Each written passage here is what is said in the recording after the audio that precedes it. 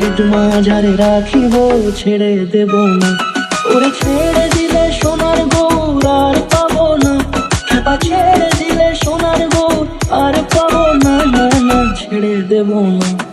Merit মাঝারে রাখবো, ছেড়ে দেব না, তোমায় বক্ষ মাঝে রাখবো, ছেড়ে দেব না।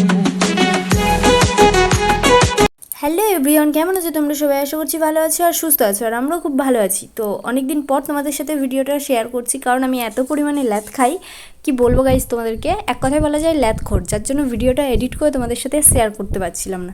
তো ফাইনালি আজকে তোমাদের সাথে ভিডিওটা এডিট করে শেয়ার করব।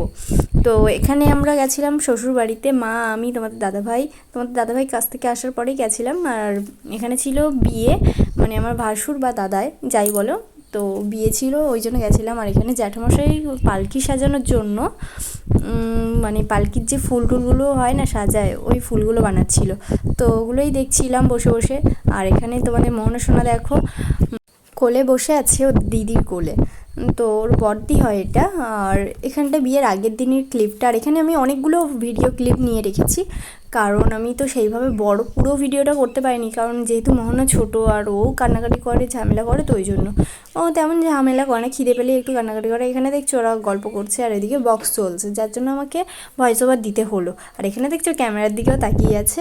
তো এখানে মা, বর্ষাও, এরা সবাই হচ্ছে বসেছিল। আর এটা হচ্ছে পরের দিনের ক্লিপ। আর এখানে না এই দিনে দুটো বিয়ে পড়েছিল আমাদের এই গ্রামেই। আর এটা আমাদের বাড়ির সামনে ছোট্ট একটা নদী, আর এটা বাড়ির সামনে শাখো বা ব্রিজ যেটা বলে। আর ভিউটা কত সুন্দর লাগছে তাই না?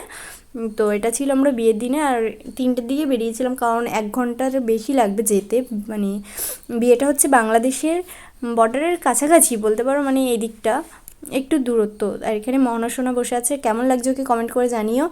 আর গরমে তো ও বিরক্ত হয়ে যায়, ও গরম না একদম সহ্য করতে পারে না, সত্যি বলতে ও একটুও গরম সহ্য করতে পারে না। যদি কারেন্ট চলে যায় তো ওর অবস্থা, ও ঘেমে স্নান হয়ে যায় আর খুব কান্নাকাটি করে। তো ফাইনালি আমাদের গাড়িটা ছেড়ে দিয়েছে, আর এখানে ইঞ্জিন ভ্যান ভাড়া করা হয়েছিল।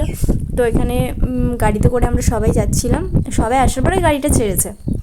আর যেহেতু গ্রামের বিয়ে আর পুরো বাংলাদেশের গায়ে বলতে পারো, তো এখানে আমরা গাড়িতে করে যাচ্ছি, আর আমি সামনে বসেছিলাম। আর এত হাওয়া দিচ্ছে না, চোখ দিয়ে জল বেরিয়ে এসেছিলো, তো বারবার আমি দেখাচ্ছিলাম যে কেমন লাগছে, আমায় কমেন্ট করে জানিও। তো তারপরে আমরা গেছিলাম, আর 1 ঘন্টা লাগবে। আর মাঝের রাস্তাটা না একটু খারাপই, মানে একটু বলতে এইটার রাস্তাটুকু এতটা খারাপ ভাবার বাইরে। আর আমাদের মানে শ্বশুরবাড়িটা নদীর সাইডটার, ওই নদীতে না এত মাছ হয়। আমার বাপের বাড়িতেও নদী আছে, বাট আমাদের বাপের বাড়ির সামনে নদীটা একটু বড় আর ওখানে ছোটো। তারপর মোহনা সোনা ঠাম্মার কোলে হচ্ছে শুয়ে পড়েছিল, ঘুমিয়েও পড়েছিল কিছুক্ষণ পরে। আর এই সাইডে দেখো নদী। তো তোমাদেরকে তো আগে একবার দেখিয়েছিলাম, বাংলাদেশের মানে ধারে গেছিলাম, ওপারটা নদীর এপারে গেছিলাম, সেটা তোমাদেরকে দেখাচ্ছিলাম। আর এবারে হচ্ছে দেখাতে পারবো না, মানে গেছে। আর এই রাস্তাটা এতটা খারাপ, কি বলবো গাইস, পড়লে পুরো পুকুরে পড়ে যাবো। আর গ্রামটা আমার খুবই ভালো লাগে, আর কত সুন্দর পরিবেশ দেখো, যেহেতু সন্ধে হতে যায়। আর এখানে না গাড়িগুলো একটু ঢাল মতো আছে না, ওই জন্য উঠতে পারছি না। তোমাদের দাদাভাই ওকে মানে গাড়িগুলোকে ঠেলে ঠেলে তুলে দিচ্ছিলো, আর আমাদের গাড়িটা তুলতে হয়নি, কারণ আমরা খুব হালকা মানুষ। তো তারপরে এখানে দেখো গরমের চাষ হয়েছে, আর গরমকালে তো অনেকেই চাষ করে। আর এই গরমকালে চাষ করলে তো ধানের নাড়ি ধরেই বসে থাকতে হয়, কারণ কখন কি ওষুধ পোকামাকড় এইগুলো করতে হয় শুনেছি। আর এখানে দেখো বাগান, গ্রাম মানেই তো বাগান বাড়ি থাকবেই। আর গাছ ভর্তি, ঠিক আছে, শহরে যেটা পাই না, মানে অনেকেই পায় না। আর এখানে বাড়িটা এমন মানে একটু অন্যরকম লাগলো, ওই জন্য ভাবলাম তোমাদের সাথে শেয়ার করি। কীরকম বাঁকানো বাঁকানো মতো দেখেছো, ওই জন্য ভাবলাম তোমাদের সাথে একটু শেয়ার করি। আর এখানে দেখো সূর্য অস্ত যাওয়ার আগের মুহূর্তটা কতটা সুন্দর লাগছে তাই না? গ্রাম মানেই সুন্দর, বলছি না যে শহর খারাপ। তো ফাইনালি আমরা বকবক করতে করতে চলে এলাম বাংলাদেশের কাছাকাছি, ওপার জঙ্গলটার ওপারে কিন্তু বাংলাদেশ। তো আর এপারটায় হচ্ছে মানে নদী আছে, নদীটার ওপারে। আর এইখানটাই হচ্ছে বিয়ে বাড়িটা, আর একটুটাই গেলেই। তো অনেকটা ওয়েট করতে হয়েছে, আর রাস্তার মাঝে এতটা খারাপ ভাবার বাইরে। তোমাদের সাথে কথা বলতে বলতে ফাইনালি চলে এলাম বিয়ে বাড়িতে। আর এখানে দেখো দাদা হচ্ছে চলে এসছে অনেক আগে, যেহেতু গোধূলি লগ্নে বিয়ে, ওর জন্য হচ্ছে আগেই চলে এসেছিলো দাদাভাই। আর এখানটা দেখো দাদাকে ওড়নাটা দিয়ে মুখটা ঢাকছিল, কেন জানি না, আমাদের নিয়ম এটা না। আর আমি যেহেতু জানি না, তোমরা যদি জেনে থাকো কমেন্টে জানিও। আর এই বিয়ের নিয়মটা একটু অন্যরকম, আমাদের এরকমভাবে হয় না বিয়েটা। তো আমাদের হচ্ছে পালকি বিয়েতে আসে না, এখানে পালকি ছাড়া বিয়েটাই হয় না। তো এখানে দেখো তারপর মোহনা ঠাকুরদার কোলে ছিল, তারপর তারপরে আমি আর মোহনা এত ধাক্কা খাচ্ছিলাম, তো বাইরে এলাম যেহেতু রাস্তার মুখে দাঁড়িয়েছিলাম। তারপরে বেরিয়ে দুজনে একটু গল্প করছিলাম। আরও দেখেছো ক্যামেরার দিক দিয়ে চোখ কি সারাচ্ছে না, আর কেমন লাগছে ওকে কমেন্টে জানিও। তো তারপরে এখানে পায়েলের কোলেও ছিল, ও একটুখানি আমি ওকে ডাকছিলাম তো ক্যামেরার দিকে তাকিয়েছিল, একটুখানি কটা ছবি টবি তুললাম, তো সেগুলোও তোমাদের দিয়ে দেবো। তারপর এখানে বিয়ের আচার নিয়ম টিয়ম যেগুলো ছিল সেগুলো হচ্ছে। আর এখানে তোমাদের দাদাভাই দেখছো ছবি তোলার জন্য ব্যস্ত। তো তারপরে এখানে হচ্ছে নিয়ম হচ্ছিল, বরণ করা হচ্ছিল। তারপরে বিয়েটাও হয়ে গেছে, যেহেতু অন্যরকম একটু লাগলো বিয়েটা, যেটুকু দেখেছি আমি অন্যরকমই লেগেছে।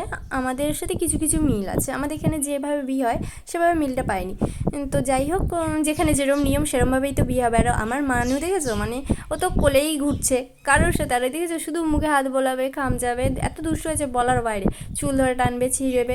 আর হ্যাঁ, ভিডিওটা তো দেখছো, যারা ভিডিওটা দেখছো তারা একটা লাইক করে দিও, আর কমেন্ট করো, আর শেয়ার করতে বলো না। আর যারা আমাদের ফেসবুক থেকে দেখছো অবশ্যই কিন্তু ফলো করো গাইস। 10K করতে হবে তো নাকি, ঝটপট কিন্তু ফলো করো।